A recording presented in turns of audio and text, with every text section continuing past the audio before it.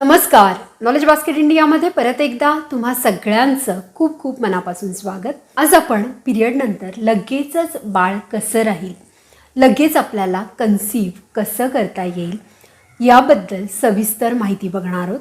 Video अतिशय महत्त्वाचा आहे. यात जे पॉईंट्स आपण कव्हर करणार आहोत हे तुम्हाला माहीत असणं अतिशय गरजेचं आहे, म्हणून हा व्हिडिओ शेवटपर्यंत बघत राहा. पिरियड नंतर लगेचच आपण फॉलिक्युलर फेजमध्ये एंटर करतो आणि त्यानंतर आपली फर्टिलिटी विंडोचा जो कालावधी असतो तो चालू होतो. आणि या फॉलिक्युलर फेजपासूनच आपण काही योग्य प्रयत्न केले, आपला अप्रोच दृष्टिकोन व्यवस्थित ठेवला आणि विशेष प्रयत्न आपण केले, काही चुका जर आपण टाळल्या तर नक्कीच 100% आपण लवकरात लवकर कन्सीव्ह करू शकतो. परंतु यासाठी कुठली पद्धत आपण वापरली पाहिजे आणि काय अप्रोच आपण ठेवला पाहिजे हे माहीत नसतं, आणि हेच या व्हिडिओमध्ये आपण बघणार आहोत. या व्हिडिओमार्फत चॅनलवर नवीन आला असाल तर चॅनलला सबस्क्राईब करा आणि सोबतचं बेल आयकॉन दाबायला देखील विसरू नका. चला तर मग सुरू करूया आजचा व्हिडिओ. जस्ट आपले पिरियड संपतात आणि या मासिक चक्रात, या पाळीच्या चक्रामध्ये तरी आपलं इम्प्लांटेशन होईल, आपल्याला बाळ राहील अशी एक आशा आपल्या मनात लागून राहते. छोटे छोटे प्रयत्न आपण करत असतो, परंतु हे प्रयत्न अधिक योग्य रीतीने, चांगल्या रीतीने केले, योग्य अप्रोच ठेवून आपण केले तर नक्की लवकरच आपल्याला मातृत्व अनुभवायला मिळू शकतं.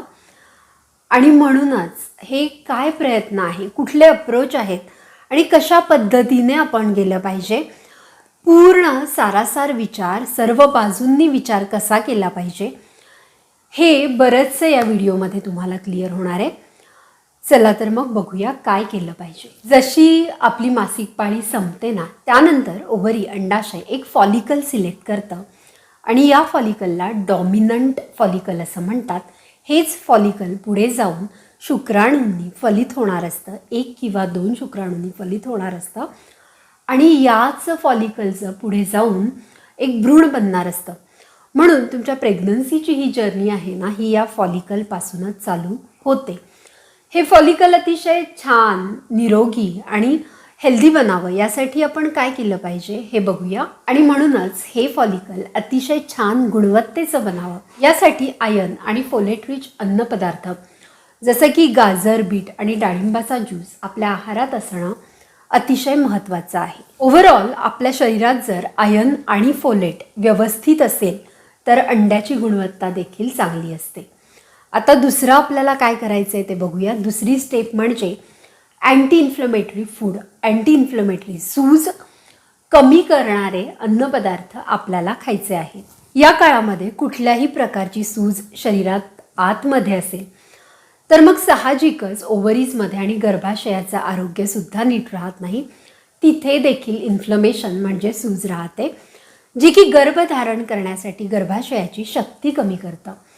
आणि यासाठी घरातली जी हळद आहे ती बेस्ट अँटी इन्फ्लमेटरी एजंट म्हणून आपल्या शरीरात काम करते. त्याचसोबत आहारामध्ये जर साखरेचं प्रमाण, गुळाचं प्रमाण, ओव्हरऑल ग्लुकोजचं प्रमाण जास्त असेल तर नक्की शरीरामध्ये सूज राहणार, इन्फ्लमेशन होणार. म्हणूनच साखर, गूळ कमी करा, जंक फूड, जास्त कार्बोहायड्रेट्स इंटेक घेणं कमी करा आणि याला तुम्ही प्रोटीन्सनी रिप्लेस करू शकता. आता याच्यामध्ये मग भाज्या, फळं, ड्रायफ्रूट्स, कडधान्य, मिलेट्स या ज्या गोष्टी आहेत या आपल्या आहारात योग्य प्रमाणात असणं अतिशय महत्त्वाचं आहे. त्याचप्रमाणे तिसरी गोष्ट म्हणजे शरीरात योग्य प्रमाणात ब्लड फ्लो व्हावा, छान ब्लड फ्लो व्हावा यासाठी दालचिनी पूड, चिमूटभर दालचिनी पूड 1 कपभर दुधात टाकून तुम्ही सेवन केली तरी देखील शरीरातला ब्लड फ्लो वाढणार आहे. तर आता हे बारीक सारीक प्रयत्न तर तुम्ही केलेच पाहिजेत, परंतु त्याप्रमाणे दिवसभराची जी आपली दिनचर्या असते,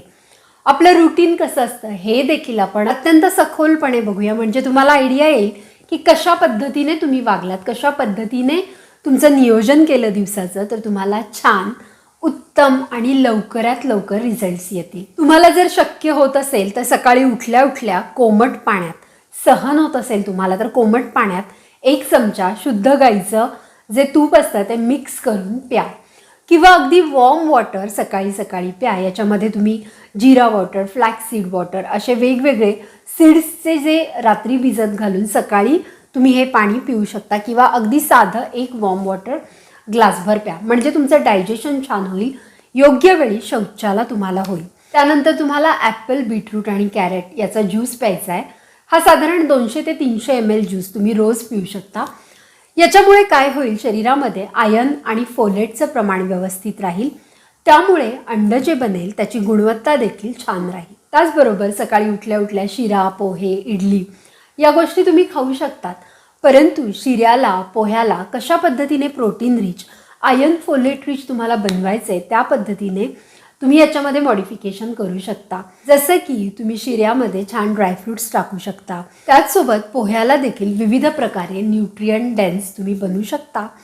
अशा पद्धतीने चेंजेस करून, म्हणजे पोह्यामध्ये तुम्ही वाटाणा घालू शकता, हिरवा वाटाणा घालू शकता, अशा पद्धतीने वेगवेगळ्या आयडियाज लढवून तुम्ही या गोष्टींना जास्त न्यूट्रिएंट्स बनवू शकता.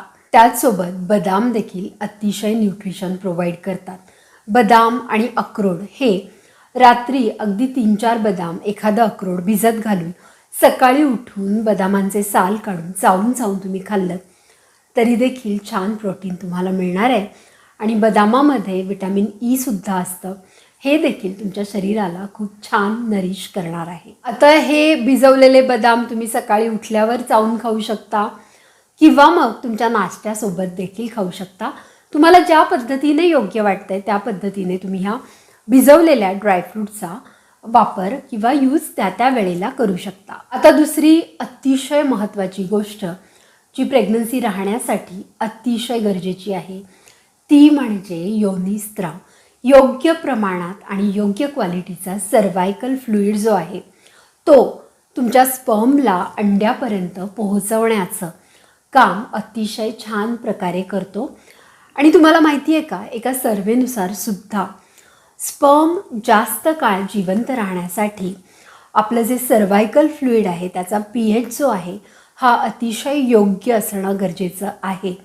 सर्विक्समध्ये किंवा सर्वायकल फ्लुइड याचं जर टेक्स्चर असेल, हे जर खूप ॲसिडिक वातावरण असेल तर तुमचे स्पर्म्स तिथे तग धरू शकणार नाही आणि पर्यायाने प्रेग्नन्सी राहायला तुम्हाला प्रॉब्लेम येऊ शकतो. आणि म्हणूनच तुमच्या बॉडीचा pH ठीक राहावा आणि सर्वायकल फ्लुइड उत्तम गुणवत्तेचे बनावे यासाठी डिटॉक्स वॉटर हा बेस्ट पर्याय आहे.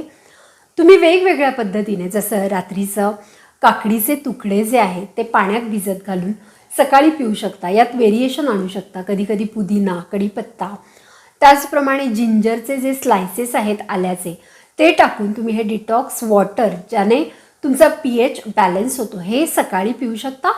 किंवा दिवसभरात जर तुम्ही 2 लिटर 3 लिटर पाणी पित असाल, दिवसभरात 1 लिटर या डिटॉक्स वॉटरचा वापर करू शकता. याच्यामध्ये तुम्ही लिंबूसुद्धा स्लाइस फॉर्ममध्ये टाकू शकता.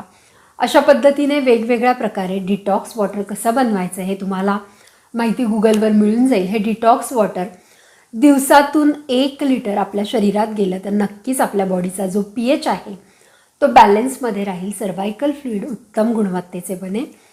आणि म्हणूनच ही स्टेप 2 जी आहे ना ती आपल्याला सहसा कोणी सांगत नाही, पण याचे रिझल्ट्स खूप छान आहेत.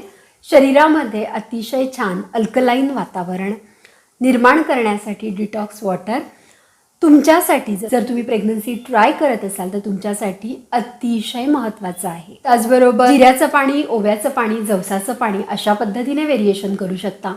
किंवा हे जे सीड्स आहेत त्याच्यामध्ये भोपळ्याच्या बिया, सूर्यफुलाच्या बिया या रोस्ट करून आपल्या सायकलमध्ये इस्ट्रोजन आणि प्रोजेस्ट्रॉन वाढवण्यासाठी कशा मदत करतात, तर हे शास्त्रशुद्ध सीड सायकलिंग देखील तुम्ही करू शकता.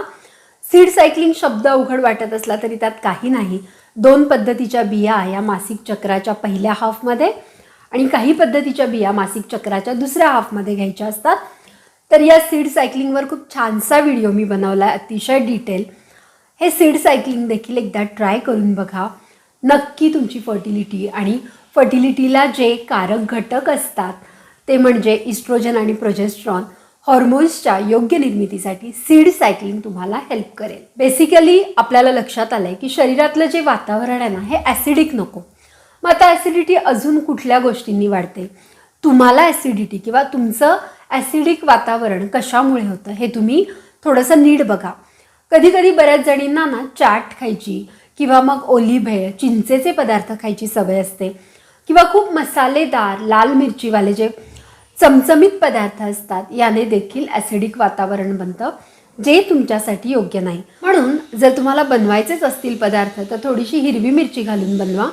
लाल मिरची जी आत्ता येते, लाल मिरची पावडर, ही अतिशय भेसळयुक्त असते आणि त्यात आर्टिफिशियल कलर्ससुद्धा खूप असतात. म्हणून लाल मिरची किंवा गरम मसाला थोडासा टाळा, ज्याच्यामुळे तुमच्या शरीरातलं वातावरण हे ॲसिडिक बनणार नाही. ॲसिडिक गोष्टीमध्ये चहा कॉफीसुद्धा येतं, म्हणून चहा कॉफीचं सेवनसुद्धा कमी करा. टाळता आलं तर टाळा. रात्री झोपताना हळदीचं दूध, शतावरीचं दूध, शतावरी पावडर घालून बनवलेलं दूध तुमचं सर्व्हायकल फ्लुइडचं प्रमाण वाढवतं. शतावरी तर खरंच आपल्यासाठी, महिलांसाठी अमृतासारखं, संजीवनीसारखं काम करतं. एका संशोधनानुसार सर्व्हायकल फ्लुइड हे योग्य क्वालिटीचं असेल तर स्पर्म्स जिवंत राहण्याचा कालावधी हा 5 तासापासून 72 तासांपर्यंत वाढतो. आणि म्हणूनच या तिसऱ्या स्टेपमध्ये तुमचं सर्व्हायकल फ्लुइड हे योग्य क्वालिटीचं बनण्यासाठी प्रयत्न करणं खूप गरजेचं आहे. आता चौथी गोष्ट म्हणजे फर्टाईल विंडो बूस्ट करणं. फर्टाईल विंडो जी आहेत या काळात आपल्याला बाळ राहावं यासाठी प्रयत्न करणं गरजेचं आहे. विटॅमिन सी रिच अन्न इथे तुम्हाला खूप महत्त्वाचं ठरणार आहे. तर विटॅमिन सी जास्त कशात आहे तर ते आहे आवळ्यामध्ये. आवळा हा अतिशय गुणकारी आणि जादुई पदार्थ आहे. तर आवळा तुम्ही कशा स्वरूपात घेऊ शकता, आवळ्याचा ज्यूस बनवू शकता किंवा आवळ्याची चटणी तुम्हाला जर पचत असेल तर ती खाऊ शकता. आवळा चूर्ण तुम्ही घेऊ शकता. आवळ्याचं गोड लोणचं हे देखील तुम्हाला हितकारक आहे. विटॅमिन सीसाठी लिंबू, संत्र, सफरचंद या गोष्टीसुद्धा तुम्हाला मदत करतील. रताळंसुद्धा तुमच्या आहारात ॲड करा. अर्ध रताळं उकडून तुम्ही खाऊ शकता. बीटरूट तुम्हाला खायचं असेल तर ते देखील उकडून खा, मग तुम्हाला पचायला ते हलकं होईल. रताळं तर हलकं असतं. अर्ध रताळं नक्की दररोज ॲड करा, बघा खाऊन छान रिझल्ट्स येतात. आता पुढची स्टेप अतिशय महत्त्वाची. पाळीच्या 12व्या दिवसापासून 18व्या दिवसापर्यंत आपली फर्टाईल विंडो असते. तर यामध्ये ऑल्टरनेट डे कॉन्टॅक्टमध्ये राहा. तसेच काही चुका आपण नकळतपणे करतो त्या टाळा. कॉन्टॅक्टनंतर लगेच वजायना वॉश करू नका. 15 मिनिटं तसंच झोपून राहा. आता ही जी टिप मी तुम्हाला सांगणार आहे ती अतिशय महत्त्वाची आहे. या फर्टाईल विंडोच्या काळात म्हणजे 12व्या ते 18व्या दिवसाच्या मध्ये थंड पदार्थांचं सेवन करू नका. का ते सांगते. थंड पदार्थांच्या सेवनामुळे गर्भाशयाकडे जाणारा रक्तपुरवठा कमी होतो. त्याचप्रमाणे आपलं डायजेशनसुद्धा स्लो होतं आणि म्हणूनच आपल्या गर्भाशयाकडे जाणारा रक्तपुरवठा कमी झाल्यामुळे, स्लो झाल्यामुळे इम्प्लांटेशन प्रक्रियेमध्ये अडथळा येऊ शकतो. थंड दही, त्याचप्रमाणे थंड आईस्क्रीम, कोल्ड ड्रिंक्स या ज्या गोष्टी आहे, बर्फ, बर्फाचा गोळा, या गोष्टी तुर्तास या काळात तरी तुम्ही टाळा. कारण या ज्या काही गोष्टी असतात त्या आपल्याला माहिती नसतात आणि मग आपण त्यानंतर म्हणतो की माझं एंडोमेट्रियम नीट बनत नाही, एंडोमेट्रियम लायनिंग इम्प्लांटेशनसाठी सपोर्ट करत नाही. या ज्या गोष्टी आहेत या छोट्या छोट्या आहेत परंतु खूप महत्त्वाच्या आहेत. हेवी वर्कआउट करण्यापेक्षा योगा, प्राणायाम आणि स्ट्रेस फ्री राहण्यासाठी, आपला स्ट्रेस कमी करण्यासाठी ध्यानधारणा म्हणजेच मेडिटेशन खूप महत्त्वाचं आहे. त्याचसोबत तुम्ही डिंकाचे लाडू, मनुके, देशी गाईचं तूप, व्यवस्थित संतुलित आहार आणि शतावरी या गोष्टी घेतल्या आणि बाकीचं जे रुटीन आहे जसं की हलका फुलका व्यायाम, प्राणायाम, वॉकिंग या गोष्टी केल्या तर नक्कीच तुमची बॉडी जर ऑफ ट्रॅक असेल तर 2-3 सायकलमध्येच ती ट्रॅकवर येईल आणि लवकरच तुम्हाला बाळ राहायला, कन्सीव्ह व्हायला देखील मदत होईल. बऱ्याच जणांना काहीच प्रॉब्लेम नसतो, फक्त आपण ऑफ ट्रॅक असतो म्हणून बाळ राहत नाही. या गोष्टी करून बघा, नक्कीच तुम्हाला छान लवकरात लवकर अगदी 1 महिन्यात सुद्धा रिझल्ट येऊ शकतात. परंतु हो, कन्सिस्टन्सी खूप महत्त्वाची आहे. सकारात्मक अप्रोच या छोट्या छोट्या गोष्टी आणि पॉझिटिव्हिटी, योगा, अभ्यास, प्राणायाम, संतुलित आहार या गोष्टींनी सर्व बाजूंनी योग्य प्रयत्न, योग्य अप्रोचनी तुम्ही पुढे गेलात तर नक्कीच लवकर मातृत्व अनुभवता येईल. आशा करते हा व्हिडिओ तुम्हाला खूप आवडला असेल. व्हिडिओ आवडला असेल तर जास्तीत जास्त मैत्रिणींबरोबर ज्या ट्राय करतात त्यांच्याबरोबर हा व्हिडिओ शेअर करा आणि अशा छान महत्त्वपूर्ण माहितीसाठी नॉलेज बास्केट इंडियाला सबस्क्राईब करा. थँक्यू.